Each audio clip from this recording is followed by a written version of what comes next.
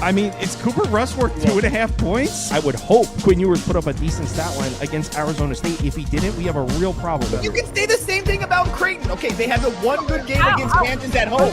When Toast talks about the kicking market, it's like some earth is flat shit. Andy, true or false, this is going to be a dog walking. Dog walking. This is my dog walking of the day. I think it's going to be very ugly. Dog walking. I think this is going to be ugly. Hey, get this You're allergic to into your stream. So, yeah, a little bit better. What do you? How often you got to do that?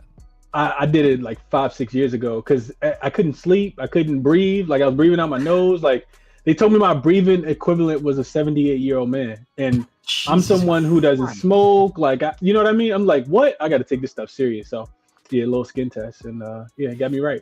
They were just talking about these two Virginia folks. We're talking about the pollen or the ragweed or whatever the hell.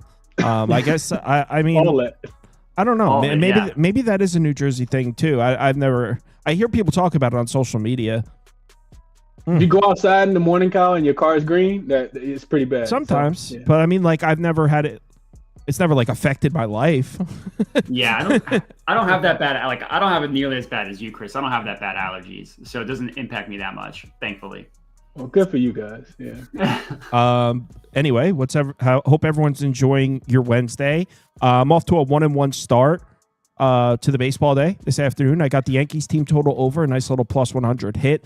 Lost the Marlins Reds over, which was a heartbreaker. I got an over 7.5 that closed at 8.5, and the Reds had a runner on second in the top of the ninth, no outs, 2-3-4 up of the lineup against Soriano, which is not one of the Marlins' premier arms.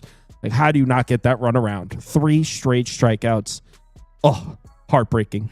But yeah, we're going to talk about the 3 NBA games, and then Modai is going to give us a home run pick. Won't be a long stream or anything. So yeah, let's go ahead and get started. And this is the only game I don't have a bet on, but I'm down to talk about it. Just a quick summary of what happened in game 1. I'm sure all of you already know. Magic actually took the lead entering halftime of game 1. Whatever the speech that was given in the locker room for Boston, it worked because they came out and it looked like, it really looked like a 1 seed versus an 8 seed, even though I know it's 2 and 7. It looked like Boston was just way too much for Orlando. They absolutely dominated the second half of that game. Obviously, looks like we're not going to have Jason Tatum, which would explain the line movement. It was like 13.5. We're down to 10.5 now. Look, it's still a decent matchup for Orlando just because they didn't cover game 1. I didn't bet the first game of this series, but just because they didn't cover game 1, that doesn't mean we throw everything out. I mean, this is still an Orlando team that's played significantly better against 3-point shooting teams this year. They put a lot of pressure on the perimeter. If you want to back this Magic team, you usually like to do it against a team that really features the 3-point shot, like Boston. Also, do you guys put any stock into the Celtics game 2 shit from last year? That seems razor thin. No. It's stupid, right? Chris, do you? What? It's like they don't show up for game. You know what? I'll just put it up on the screen. Because, I mean, yeah, the Heat, when we just talked about this off stream, like the Heat shot 100% from 3 and they won, and then every other game was a complete blowout. I don't put anything into that. Here it is right here. So here's let me make it smaller so everyone can see. Here's the Celtics playoffs last year.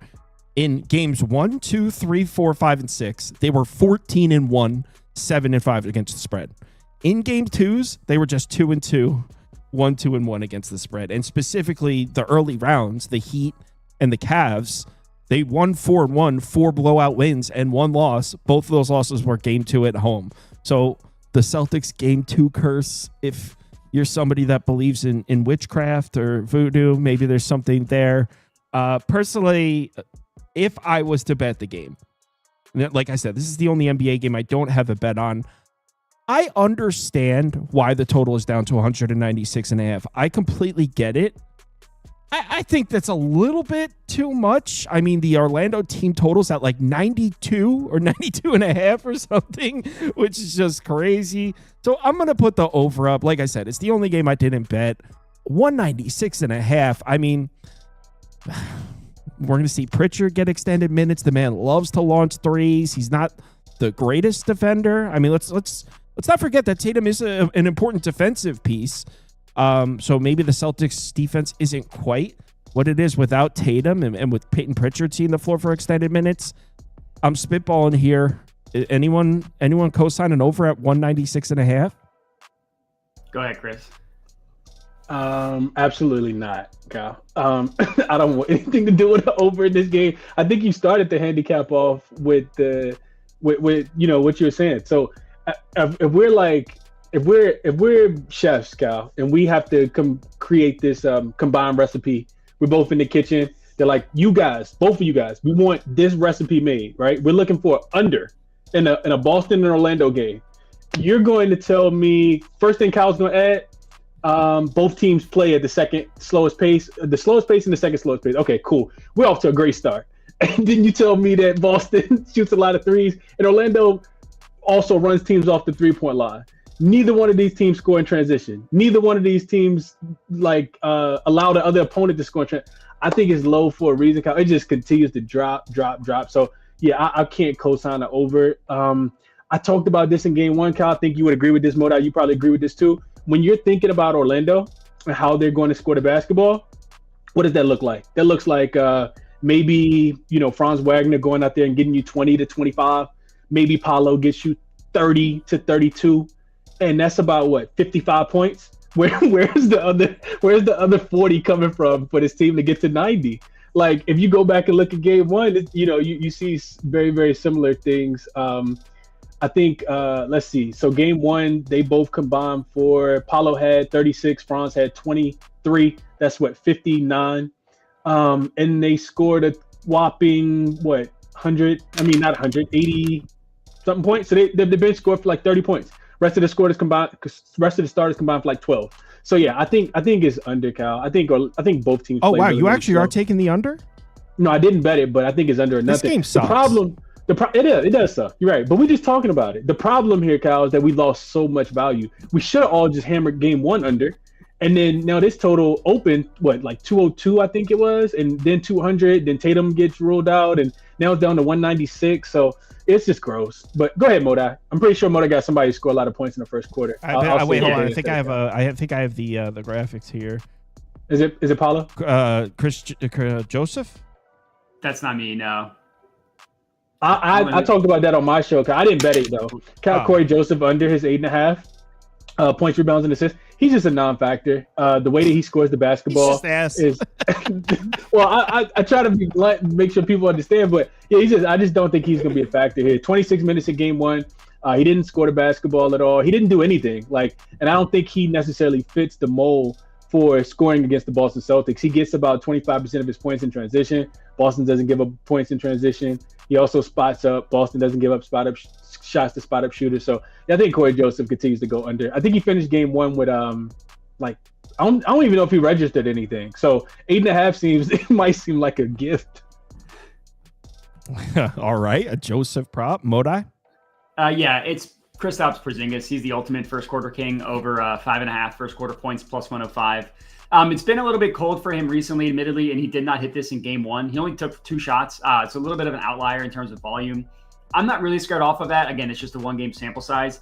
And at the end of the regular season, they were sitting guys in and out of the lineup, so I don't really put a ton of stock into that. If you just take a little bit of a step back, 20 of his last 30 games, he scored 6 or more points, averaging 7 points in the first quarter in that stretch. And even if you look at the games since he came back, because remember he missed half of February and March with that weird illness that kept him out for a while.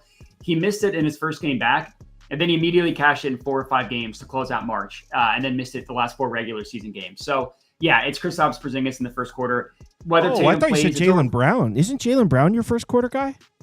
It's when KP's out, it's Jaylen Brown, but it's Porzingis and it's 5.5 at plus 105. It's at bet 365. So it's over 5.5 plus 105. Yeah, plus 105. Where's Prop Beaver at? He's not. He's learning Python this summer. Oh, good for him. Taking a summer-long Python class. Yeah, he's going to take a Python course this summer. I'm praying for. That's him. awesome. No, I've wanted to learn that and coding R and stuff. Yeah, that's what he's taken a couple. I think he's taken 2 different courses for it. So all right. This is the slowest time of year, so it's if he's going to do it, this would be the time to do it. Sure, for sure. All right, let's move on to the next one. All right, so I did bet this game. I actually placed 2 bets in this game.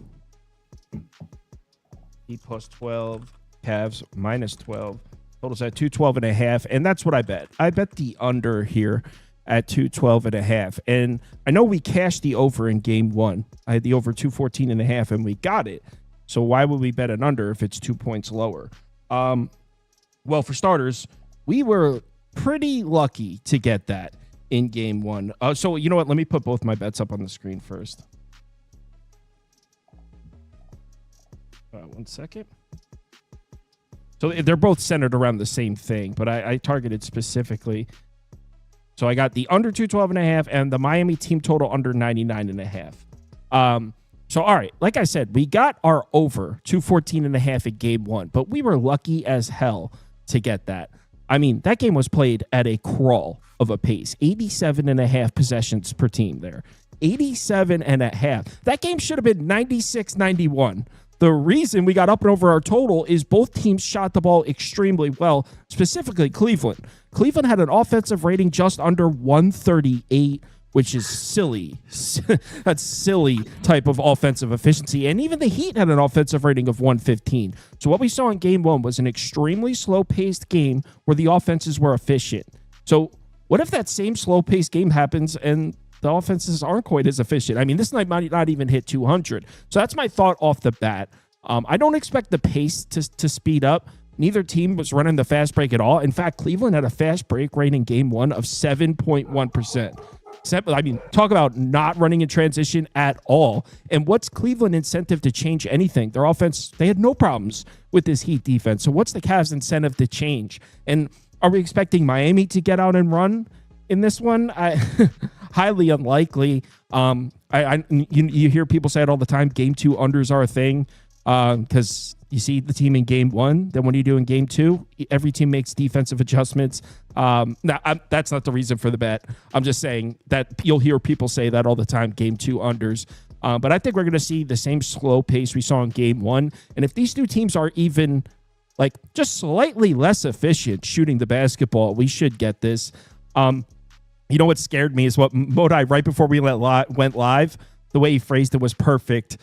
He said something like, we know how this series is going to go. Miami's going to shoot 55% from 3, one game and win, and get blown out the other 4. And I was like, yeah, it sounds about right. So hopefully that isn't this one where the Miami Heat show up and shoot 55% from 3. And I think Modi's statement there is pretty spot on. I think we can count on one of these games, the Heat to just get hot from 3 and win. If it's this one, maybe I lose this bet. But yeah, these are the 2 bets I placed in this one. S-Dot is taking Miami. Shocker. Moda, you better clip that, Moda. He actually gave you a compliment. That's true. That's rare. It's because it wasn't a player prop. That's why. I have a question. If you're betting the team total for Miami under and the full game total over, why don't you just take the Cavs spread? You bet both unders, though, right? Because I think if Miami is going to cover, it's going to be because of the lockdown defense, kind of like we saw against the Bulls in that play-in game. In the second half, they held the Bulls to like 38 points or 36 points or something. So I think if Miami's going to cover, that's how it's going to be. It's going to be locked down. We've seen it in these playoff type of games where the Heat defense is just locked down. So if that happens, the Heat are probably going to cover where the game's going to be like 99-91. And so I felt like Miami team total under was a better way to play that. I do not see the Heat covering via a high-scoring affair. So I look, like you said, one of these games the Heat are going to splash from 3s, but I'm not going to play roulette with my money waiting for that. Based on what we saw in game 1 and the style of play we've seen from these two teams last month and a half or so, I think these are the 2 safest bets in my opinion. Yeah, it's just hold on, my God. I'm so sorry, guys. It's supposed to say under, right? Under. Yeah, okay, that's why I was like, so I heard him say under, but I saw over. The graphic was wrong. All right, cool. All right. People are probably like, what? So the graphic's wrong. Everything I said was for under. I'm like, Cal's a smart guy. I know he's not making these. I was like, what are you guys, idiots? How are you confused? Like, it's the under. So sorry. Okay. So yeah, I'm on the under. Well, yeah, everything I said is the same. It was just the graphic on the screen that was wrong. Right. Yeah. No, that makes sense. All right, I have one first quarter nasty boy. If someone wants a dart throw, it's Max Strus, 3+ points in the first quarter. He just comes in and chucks. It's plus 125. If you're gonna play that, just play it for a half unit. He cashed it in game one. Granted, it was on one shot, so like you're asking him to make one shot. But the other two games against the Heat, one Max Strus. Oh, Strus. And what's the bet? You know nasty boy Strus, right? I know nasty boy Strus. What's the bet? Yeah, he hit this in 2 of 3 games against the Heat this year. The one game he missed, he took 4 shots in the first quarter and 3 3-pointers. He missed all of them. Like if you're telling me he's going to get that volume, it's over 2.5 first quarter points, Kyle. He was actually for your bet. Of course it is. Of course it's over 2.5 first quarter points. Why wouldn't it be, Matt? Well, I said if you want a first quarter nasty boy, that's the play. But the non-first quarter one that I do like is Donovan Mitchell, 6+ assists. Again, half unit. If you're going to play this, that's at plus 136 at FanDuel. This is really just a projection betting on adjustments from the Heat side. Like normally the way the Heat play defense, and you guys probably know this better than I do, but they're a ball pressure defense and they don't let the number one option hurt you. They're like, we're going to give up a lot of corner 3-pointers, but we're not going to let the guy with the ball in their hands beat us. And Mitchell lit him up for 30 points in game one. I just have a hard time seeing that continue again. He only had 4 assists. He only had 5 potential assists. So again, we're obviously hoping for better numbers than that. I would love if this was 4.5, but that's at like minus 140. So I'm not touching those odds. That 5 is a key number for Donovan Mitchell. Like he hit exactly 5 assists in 2 of the 4 games against the Heat this year. So this is kind of just like not betting on adjustments basically from the Heat and trying to get the ball out of Donovan Mitchell's hands. And I think at plus 136, it's worth a sprinkle for him to get the 6. Chris? So this game, Kyle, I kind of got to a little late, and we talked about this. Like I think it was like maybe the week before the regular season ended, and you were like, "Yeah, I kind of feel like all the value's gone." And I was like, "Kyle, I thought I was the only person who thought like that. If I look at a game late, then I can't. I don't want to bet it anymore." Sometimes it's in your head, but like that's how you feel. You're like, "Oh, I missed the 6. I'm not betting it at 4.5." Like, absolutely, I feel that way all the time, Kyle. But anyway, so that's my thought process on this one. I agree with everything you said on the total. As far as Miami Heat, I don't think they're gonna have a defensive rating of 137.5. One thing we got to keep in mind, right, is the situational spot for Miami in game one. They were coming up 1 day's rest, 2 back-to-back play-in games because they don't know how to take care of business in the regular season, right? And they just played the day before, where Miami had 6 days of rest, and that's why they ran out of gas late in that game. I think they lost the fourth quarter like 34-21 or something like that. And then to your point, Kyle, both of these teams shot pretty much 43% from the field, from the 3-point line. I think that regresses. Miami shot 50% in the first half and still only had 46 points. I know. So yeah, I agree with everything you said on the total. I think if I had to place one bet, it would be on the total. I would be playing under. If I had to bet a player prop, it'd be Davion Mitchell. Davion Mitchell feels like he's still kind of being looked over. I mean, dude is playing 30+ minutes. When he plays 30+ minutes, he scored 11+ points in 8 straight games and 15 of his last 16. He's going to be on the floor because he's like their primary ball handler now. Him and Tyler Hero trying to take a little bit of pressure off Tyler Hero. And of course, he's on the floor to slow down, right? They call him off night because hopefully he can slow down, Donovan Mitchell or Darius Garland. So, Cavs want to play fast. Last 10 games, he's averaging 9.5 shot attempts with 8+ shot attempts in 30+ minutes this season. He's hit the over at 10.5 points in 19 of his 23 games. That's 82.6%. So I look at the Cleveland Cavaliers defense and I think, where is it the most difficult to score the basketball? And it's typically at the rim, right? Jared Allen, Evan Mobley. So I think the guards have some success here tonight. And I could see Davion, especially with him only being at 10.5. As much as I like the full game under, I think this player prop could still go over. It's when you're watching these games, this series, how many times do you do a double take and think Davion Mitchell is Donovan Mitchell? The jerseys are the same colors. They wear the same number. And yes, of course, Davion Mitchell is not as talented as Donovan Mitchell, but he even has the same like physique. Yeah, well, not just physique, but like the way he handles the ball is almost the same sort of like it's like they selected the same player animations in 2K. Like the way he drew, like his. They are. Oh, I see. Well, that explains it. But like, I'm just kidding. Just kidding. Oh, like their crossovers look similar, and when you look up at the screen, it's like a double. Like, oh shit, no, that's Davion Mitchell. And I like Davion Mitchell a lot on the Kings. Off night. Last game up. Houston, Golden State. Number makes a little more sense now at 2.5. When I was looking at this last night, it was 3.5, which I thought was a little bit of a overreaction there. So 3.5 to 3.5. All right, so I didn't get to talk about this one last night, so I'll do just a quick summary of game one. You guys all know what happened. Houston's offense / Golden State's defense, that was an absolute domination in the first half of that game. What the Rockets have. I wrote it down somewhere. 80-something points? Well, in the first half, like 35. Yeah, like 34 points in the first half. And although Houston did figure it out offensively in the second half, which is a good sign for the Rockets moving forward, it was kind of just too little too late. I mean, Golden State just had all the momentum early in that game. Here's where it gets a little shaky for the Rockets. They dominated the rebounding battle in game one. I mean, they had a 46.6% offensive rebounding rate. 46.6%. For those of you that don't look at spreadsheets all day, like for those of you that aren't complete nerds, 35% is excellent, like best in the NBA. They had a 46.6% offensive rebounding rate, meaning when the Rockets missed a shot, they had almost a 50% chance of grabbing the rebound themselves. Out of this world, offensive rebounding numbers. They also dominated on the defensive side of the glass as well. Dominated the rebounding battle in this and still lost. I don't like that at all. The final rebounding tally was 52-36. Points in the paint, 54-34. Houston dominated the rebounding battle, grabbed a ton of offensive boards, scored in the paint, and still lost. So where did they lose the game? Well, Golden State shot the shit out of the ball and Houston didn't. True shooting percentage, Golden State 57.8%, Houston 44.4%. So night and day difference. This is where the game was won. Didn't matter that Houston dominated the glass. One team shot the ball very well and one team didn't. So regression-wise, I don't expect Golden State to outshoot Houston to that extent.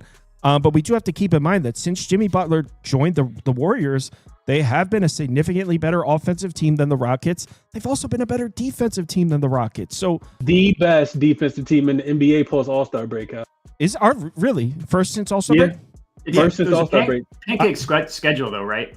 Like the strength of schedule was one of the easiest. They had a sprinkle right after the All-Star break where I think they went on like a 7 or 8 game winning streak, and those were easy. But then they had some tough games. They had Denver twice. They had Memphis. They had Rockets. Like it was some sprinkles in there.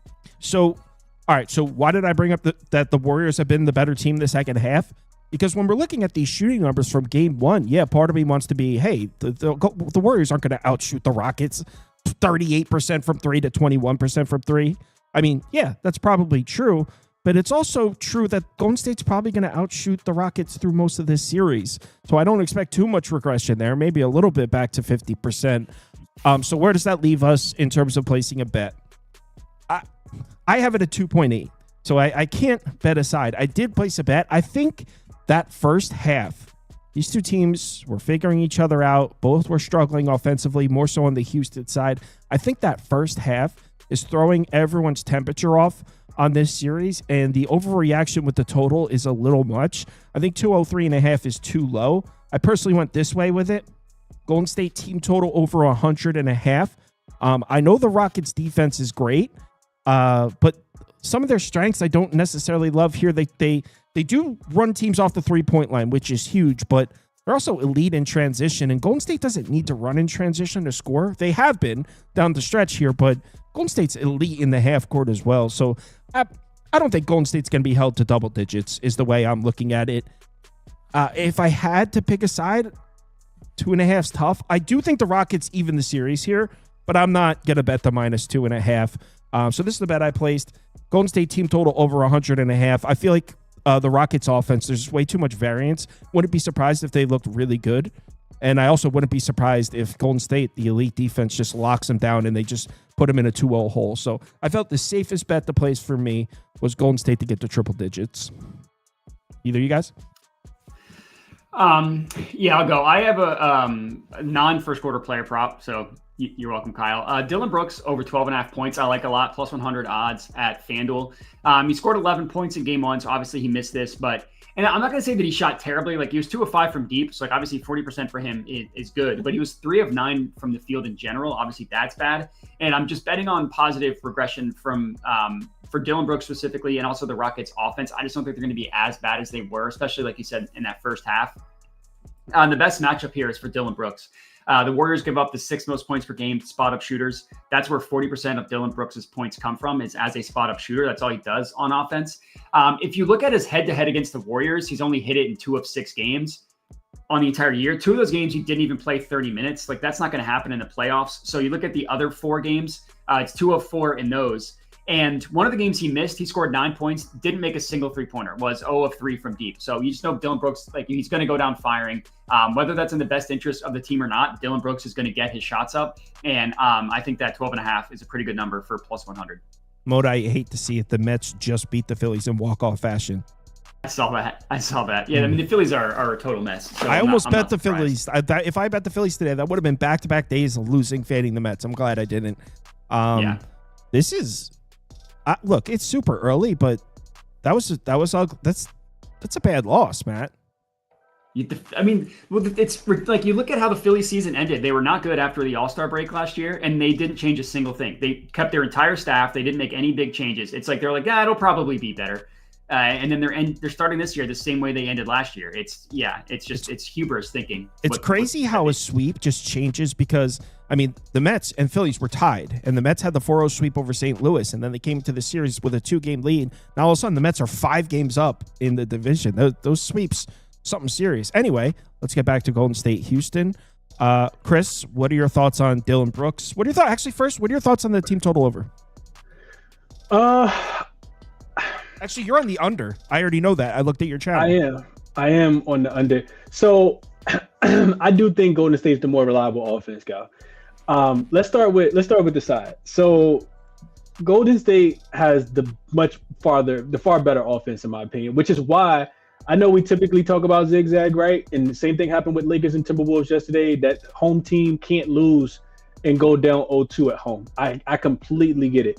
This is a veteran Golden State team that probably would really enjoy some rest and being able to get through a series early. So that kind of makes me think, because as you mentioned, Kyle, Houston's offense is so wildly inconsistent when Jalen Green points prop is set at 20.5 and he has 5. Or Dylan Brooks can't make a 3-pointer to save his life. Or Fred VanVleet. Like, it's just really, really wild. And where Houston likes to score the basketball, Golden State's really good. This is a tough matchup for Houston, because you've talked about and made a lot of money with Houston this year, Kyle. You always talk about how well they rebound the basketball. They dominated the boards, like you said, and still lost the game. And it really wasn't even that close. Yeah. It wasn't. I know they won by 10. It was 95-85, but it really wasn't even that close. So I looked at the game. I watched the whole entire game. It was played at a snail's pace. You're talking about that Boston and Orlando game, Kyle, was 87.5 possessions per team. This one was 89. This was 89. Yeah, but it sped up a little bit in the second half.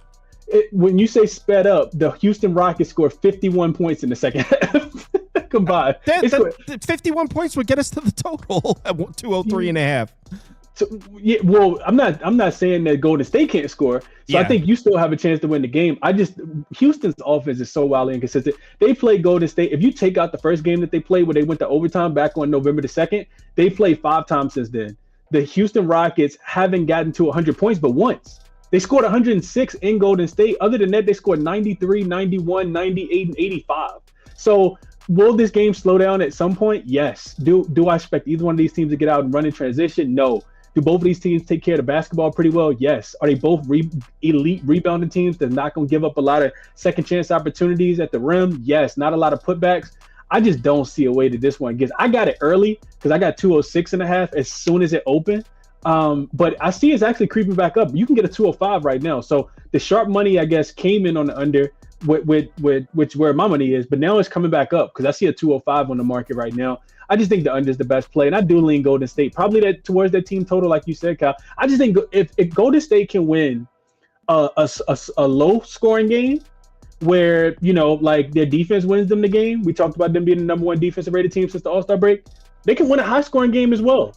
So I know as much as we talk about zigzag, I just think Golden State is probably the right side. Either way, I expect both of these teams to struggle to score. They played each other. This will be the 7th matchup this season. I think we just keep seeing unders. And they were and of those matchups, only one was high scoring. So they've played 6 times. That one went to overtime, Kyle. Yeah, but I think it was over. I think it was over in regulation. Regulation, it did. It was, yeah. So that was not far before Jimmy Butler got there too, though. We've just seen Yeah, Chris is right. These two teams have played 6 times. This will be the 7th. 5 of those 6 did not go over 203.5. So a very low scoring, kind of like the Lakers Timberwolves. Every time they met this year, it's been low scoring. And actually, Chris is right. I thought the game split up in the second half. It didn't. It's the offensive efficiency that took off. So I was actually wrong about that. But yeah, I'm taking Golden State over 100.5. Trust the Warriors to score. This is a small bet. I bet the other game heavier, the Heat. My favorite would be Heat and Cavs under. That would be my favorite bet of the 3 games if you're looking for that. All right. Everyone, enjoy your Wednesday. I'll be back at midnight. Please remember to bet responsibly. If you're in the betting league, you have 1 hour and 29 minutes to submit. I'm sure these guys already know where to find you guys, but in case they don't, Matt, where can they find your stuff? Oh, yeah, you got to go at your dome. Oh, yeah. James Wood. I have a graphic and everything, Matt. Yeah, you know what? Let's play the song. And it makes you feel down.